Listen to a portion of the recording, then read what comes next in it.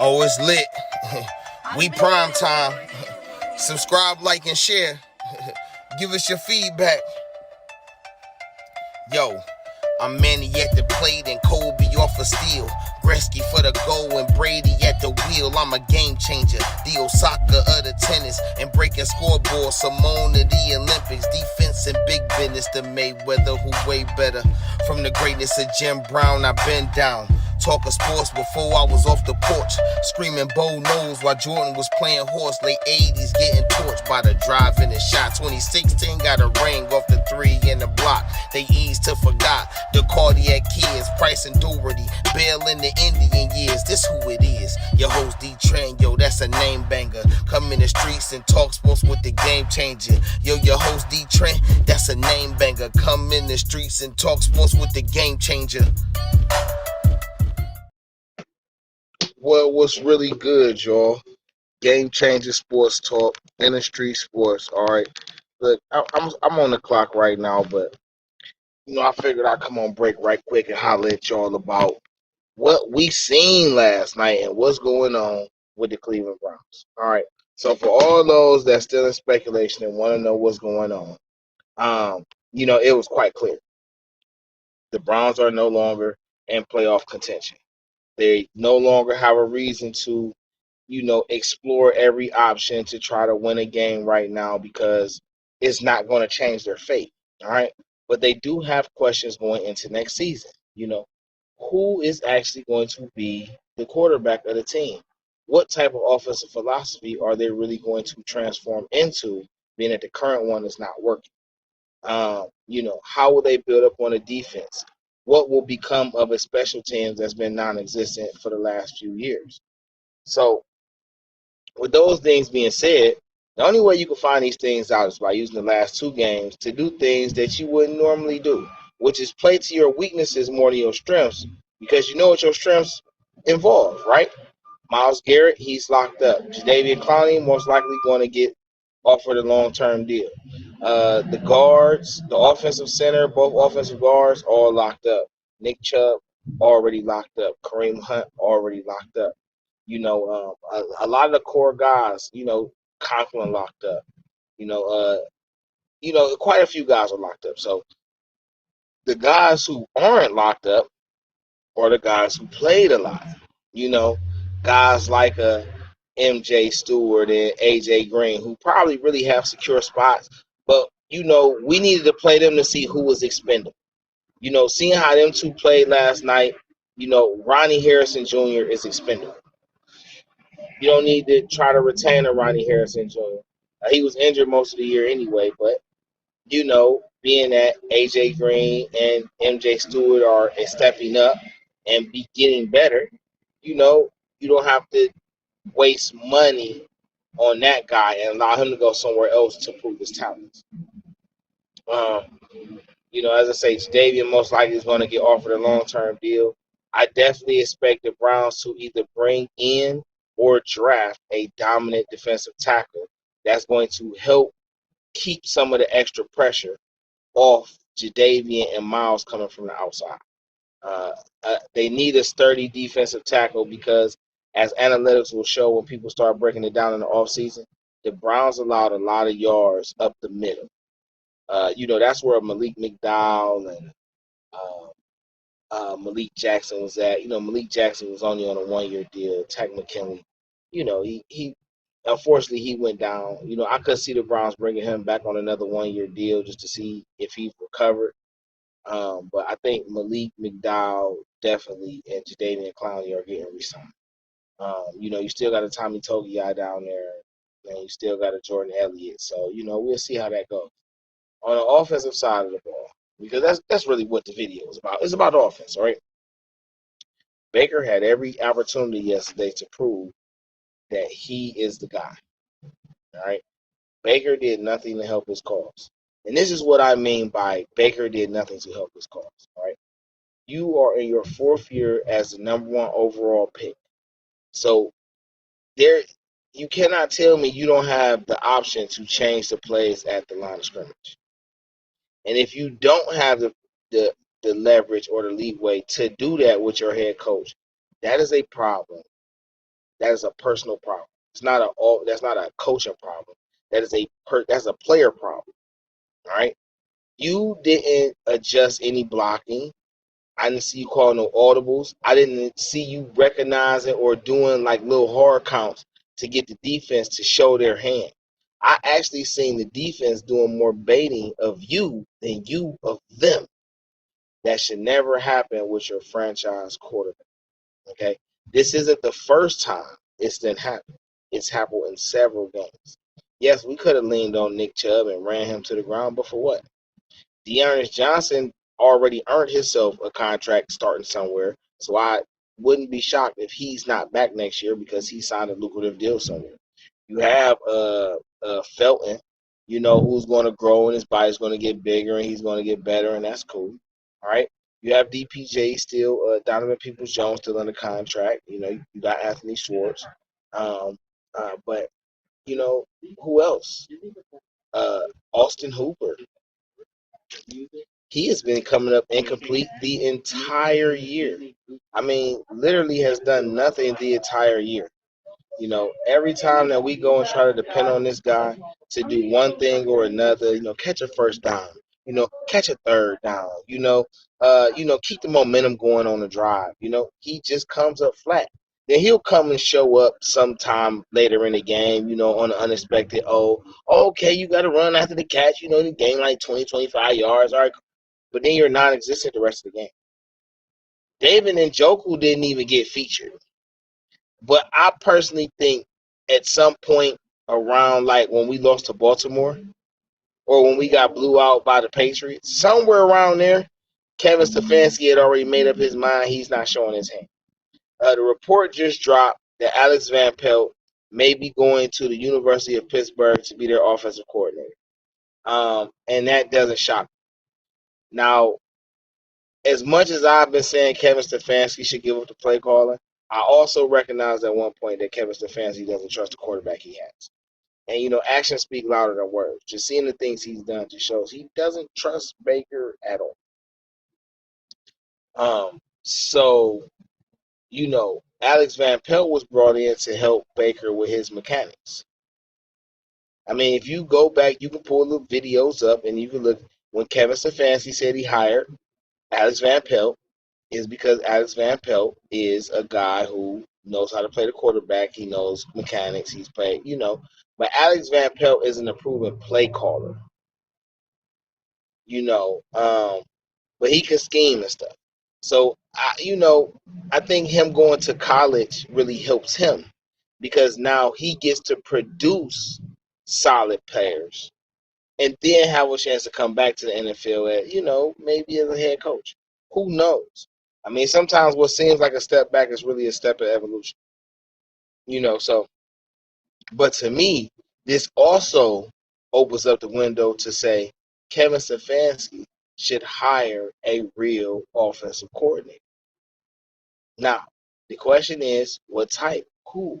What are we doing? All right. Well, I guess that depends on what type of quarterback Kevin Stefanski wants. I personally believe that it's Deshaun Watson. If they can trade Baker and some picks to get Deshaun Watson, I think that's exactly what they're going to do. Even if they have to throw a couple extra players in there are a few players that we have that just may be expendable. Because we're going to have re-sign Greedy. Greedy's probably not going to get a crazy deal, but he's going to get re-signed. Denzel Ward's going to get re-signed. All right. I don't think Mac Wilson or Sione Takitaki will get re-signed to like long-term deals, but if their market value doesn't pan and they can come back on some special teams. I think Anthony Walker will be back. Maybe it may be a 1-year deal. He may even get a 3-year deal.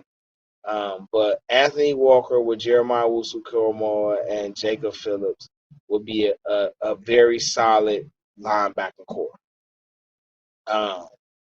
So I don't see nothing wrong with that. Greedy, Denzel, Grant, Greg, with John, then you could, sprinkle in some AJ Green and stuff like that. They're gonna be cool with that. But Baker, in particular, I don't see how Baker lasts after last night.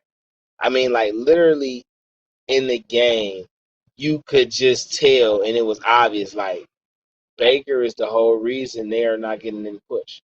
On top of the fact that Landry caught everything that he was thrown his way, but I think Landry checked out a long time ago. I think Landry checked out way before Odell Beckham was traded, in my opinion. He had already, so I don't see him coming back next year. Uh, you know, Baker had some weapons and he didn't do anything. He had some things. He didn't do anything. Baker misreads all night, and he misreads all year. And the quarterback club is a fraternity. They try to take up for all the quarterbacks, especially when it comes to Cleveland. They always trying to dirt bag us. But at the end of the day, bro, we have a championship roster. And our offense is the whole reason we lost games. I mean, our defense lost us a couple games, but out of 17 games, our defense held at least 12 opponents to under 18 points, under 20 points for sure. 12 out of your 17 games, your opponent didn't even score 20 points, and you still found ways to lose at least 6 of those games. That makes no sense. None. And for everybody to keep talking this, oh, well, you see what San Diego did. They let Drew Brees go, and then he won a championship. They let Drew Brees go for Phillip Rivers. Is Phillip Rivers not a Hall of Famer? The reason Phillip Rivers didn't win a championship wasn't because of Phillip Rivers per se. San Diego just couldn't get over the hump as a team. The Chargers as a franchise just couldn't get over the hump. That's not really just on him. That's just on the circumstance. All right? All right.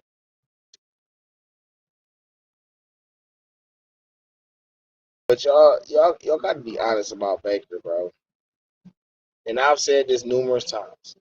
If Baker could read defenses, he would be the best quarterback in the league. Now, if I'm going off what I think is going to happen next year from right now, I think, the Deshaun Watson debacle probably ain't going to come to a real head until, well, I ain't going to say that. Because I think by March, by the time the draft comes, the Deshaun Watson situation going to be figured out. And this is why I think Cleveland is primed to be able to trade Baker back to Texas and get Deshaun. But that's just me personally. But realistically, if that doesn't happen, Baker will be back playing his 5th year. They'll be and gave him some type of good receivers. But Baker plays so bad that, you got to understand, if you couldn't make it work with Odell Beckham Jr. and Jarvis Landry, bro, no top receiver is going to want to play with you that wasn't drafted. There's no way Davante Adams is going to go from Aaron Rodgers to Baker Mayfield. I don't even know if Brandon Cooks didn't play with some bad quarterbacks. I don't even know if Brandon Cooks would be like, all right, I'll go play with Baker. I just feel like, it's a thing about this with Baker, right? You can't use injury as an excuse when you purposely chose to play through injury. When you purposely chose to play through injury, you said to everybody that you could still perform at least an acceptable level, even though you're hindered. Dude, we watched for 13 weeks. You drag this offense down. Because you wasn't man enough to say, let me get my surgery right now. Let me rehab right now. Let Case Keenum play. And, let me rehab and let the Browns see how valuable I am. You could have took a whole page out the Dak Prescott book, but you didn't. You chose to play. And this is the result of your play. And this is what we have now. You know what I'm saying? Now we have, a quarterback controversy situation. Because even if Baker plays next year, he's not the long-term solution. So, Andrew Berry seen this, the Haslam seen it, and I really think, Kevin Stefanski wanted to shut Baker down months ago. But, knowing how the Haslams are, knowing how they intervene with the draft selection of Johnny Football, and, how they were so listening to John Dorsey and allow him to run Hugh Jackson out of time. It's not far-fetched for me to believe that the ownership is the reason Baker was a bench. At the same token, this definitely just, brings everyone back to earth that this is still a new regime, right? And this regime starts with Andrew Berry at GM and Kevin Stefanski at head coach. Kevin Stefanski not going nowhere, bro, because Kevin Stefanski not an overall bad coach. He's a second-year coach, the youngest coach in the league, I believe, right now. Or at least he was, or he one of them for sure. All right, and he's with a franchise that doesn't know stability yet. Stefanski ain't going nowhere. And, when you look at all 22, or you look at any field breakdown of Baker's play-by-play progression, he's missed 25 to 40 touchdown passes this year. Okay? He's missed 70 to 80 open receivers this year. Bro, there's nothing to defend about that. Nothing to defend about that. All right? It's over. But, like I say, he'll probably be back next year unless they can find a trade, because there's no quarterback in this draft that says we should build around. Now, I'm going to say some other scenarios that's like, we could acquire a David Carr and, let it run its course. It was somebody said Washington wanted to offer the number 9 overall pick to get Baker Mayfield. I would give it to him. I would take it. So who's going to be your quarterback? Well, I can start with Case Keenum for a year. But I would definitely consider bringing in Marcus Mariota if I can't trade for Deshaun Watson. And I will argue bringing in Mitchell Trubisky. You know why? Because both of these are athletic quarterbacks, top pick guys who have some tenure in the league, who could be a gap stop. All right? Offensive coordinators, though, that is going to be the key to whatever quarterback we get. Because Stefanski is going to have to bring in somebody. And I think Andrew Berry is going to heavily lobby for him to pick somebody who could actually run an offense. Of course, he's not going to be able to get like a Kyle Shanahan or nothing like that. But there are some up-and-coming guys that he could get. He could get a guy from college. There's a lot of good offenses. He can get a guy from college. He can come out the box. To be honest, you could see a guy like Chad O'Shea get upgraded to offensive coordinator, because Chad O'Shea was the passing game coordinator, even though Alex Van Pelt came up with the game plan. Now people will say, "Oh, Stefanski, he probably ran Alex Van Pelt out of town," and that could be possible. I ain't saying it's impossible, but it's hard to give a guy the reins that ain't proven when you still proving it yourself. And it's not like Kevin Stefanski incapable of calling a great game or great plays. It's just that, I'm just starting to understand that when you can't trust a guy who has to deliver the ball to your playmakers, it's hard for you to get enthusiastic about drawing up a lot of different things, a lot of different ways. I think Joe Woods as a defensive coordinator did outstanding this year. We was on his back, but I think he did absolutely outstanding, because the Browns were in every game. It was, with the exception of the Patriots game and the Arizona Cardinals game, the Browns were winning every game. Those are the only 2 games where I can say the Browns did not hold a lead at some point in those games. The defense was calling turnovers. They're causing havoc, all right? So, like I say, the defense just need a dominant defensive tackle down on that line. The offense need a number one receiver. Could Jamison Williams forego his last year of playing with Bryce Young and coming to the NFL? Could we pick him up? Is it Chris Olave or Garrett Wilson on our radar? DPJ, Donovan Peoples-Jones, I think he's going to get a lot better. Schwartz is going to be a lot better. Um, and two, the elephant in the room, man, that's special teams. Man, the Browns used to have one of the good special teams. Nowadays, special teams is retarded. Like it's not even worth mentioning. So they have to figure out their punting situation, their kicker situation, their kick return threat situation. Um, and some people would take this as the Browns being the Browns, but I see the evolution. We're not talking about can the Browns put together even a championship team. We're talking about what pieces are missing for them to fulfill their championship hopes. They're already built to succeed, but they're just missing a piece or two to bring it all together. So it's just about identifying what pieces are that, what do we retain of what we have to make it better. You know what I'm saying? And who that's going to be. Um, I don't really know a lot of offensive coordinator names yet to be throwing out no names right quick. But like I say, it's some up and coming guys. This is a new league. If Kevin Stefanski is going to give up the play call, then he's probably going to bring in somebody who's real nice. You know what I mean?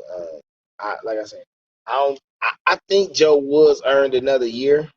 So I think he got like a 4-year deal. So I think he earned another year. But if Alex Van Pelt is leaving, we don't have to get another offensive coordinator.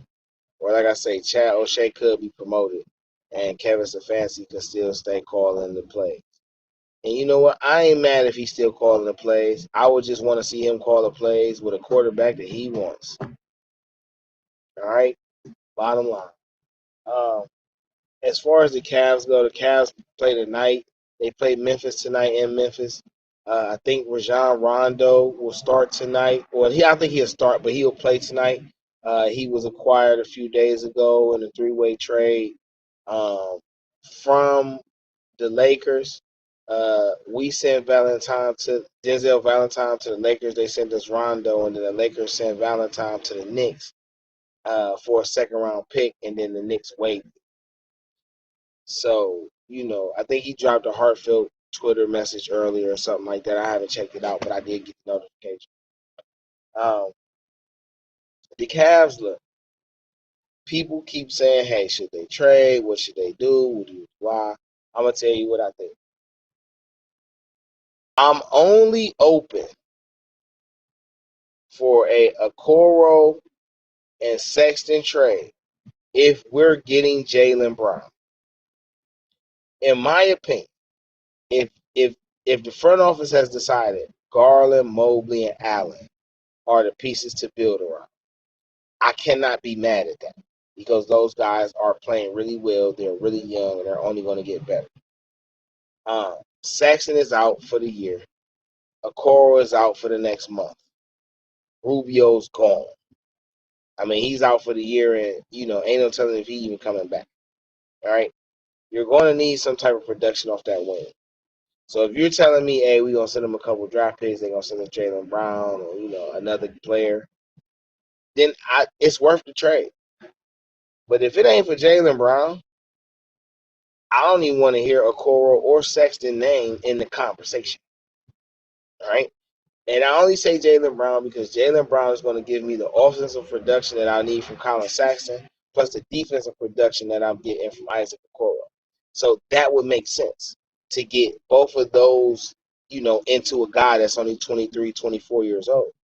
That's worth the trade. Outside of that, though, I would just rather them let these players grow. Let's see what we have. That first round pick could be the final piece to the puzzle. So I think you should definitely let Isaac Okoro play it out, see if his offensive game gonna grow. See if Willer can stay healthy. The Cavs gonna win at least 30 games this year. All right, they're already at 20, 21 wins, and we only 37 games into the season, and it's an 82 game season. So you're not about to tell me the Cavs cannot win 10 more games. I'm just not hearing that at all. All right, but so they're gonna win at least 30 games. That is a vast improvement over last year. All right, but I think they need to let these guys work and see what they have. You can wait till the off season and make moves because you got to re-sign a Sexton. You got to see how a Lauri Markkanen really fits all the way, or does a Windler come on strong enough for you to be able to replace a Lauri Markkanen?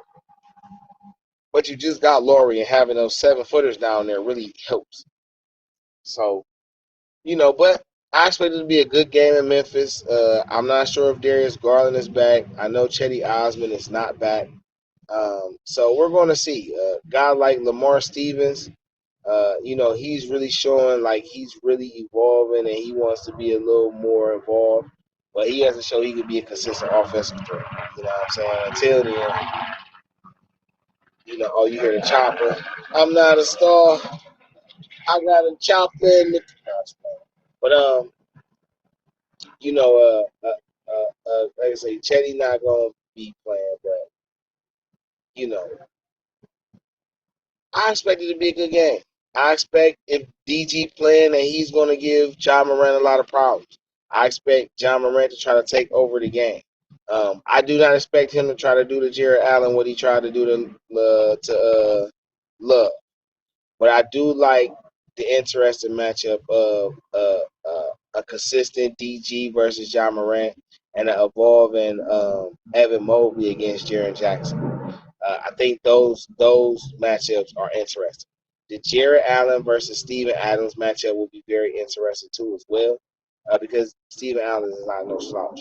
But it's going to come down to what Lauri Markkanen and the other wings can give compared to what Desmond Bain, Dylan Brooks, Brandon Clark, and those guys are going to bring.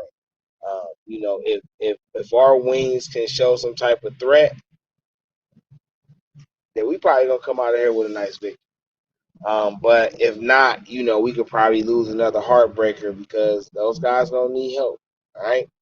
But it was a pleasure. DeeTrynt, Game Changer Sports Talk, Industry Sports. Make sure you subscribe, like, share. What I'm saying, give us your feedback. Let us know how you enjoyed it, how you enjoyed the topics, and just what you think, man.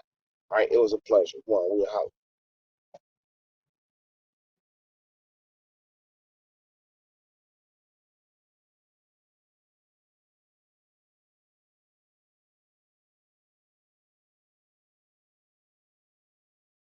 Yo, yo. Yo, yo. Yo, yo.